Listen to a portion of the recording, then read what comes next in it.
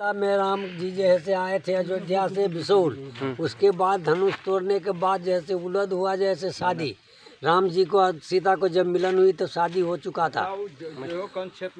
हाँ, उस समय वो जैसे हो गया शादी, उसके उलद में जैसे विदागरी होने का पर्याप्त 1 महीना का, जैसे आज भादो है चाहे आश्विन है चाहे कार्तिक है, मतलब ऐसे करते करते आपको क्या किया, 12 महीना के बाद राम जी को सीता को भी वो आपको विदा किया।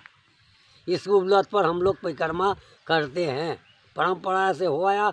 अभी भी साधु संत अभी भी आके परिक्रमा करती है राम जी के सीता के उलद पर। कई दिन से परिक्रमा मतलब त्रेता की बात समझिए। ई जैसे अहाँ सब अखन देख के शुरू कर ले, अखन तो ये तो बातें नहीं बुझे, त्रेता के बात ही ई जे अहाँ सब शुरू के लिए एक गते शुरू भेल छै, ई तो परसू से भेले, ई तो परसू से अहाँ के 13 तारीख से अहाँ के शुरू भेले, यहाँ के परिक्रमा भेले। कहिया खत्म हेतै? ई खत्म हेतै यहाँ के 15 दिन के बाद।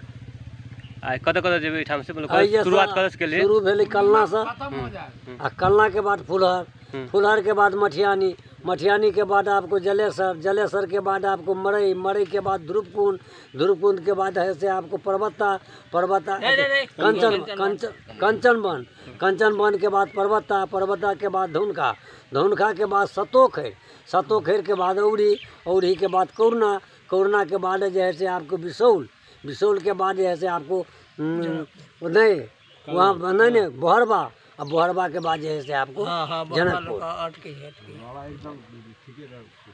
समझे। अब तो जनकपुर में जाके जनकपुर में वहाँ जाके जैसे डोला विश्राम होती है, और अंत गिरी परिक्रमा करके अपना अपना लोग घर जाता है,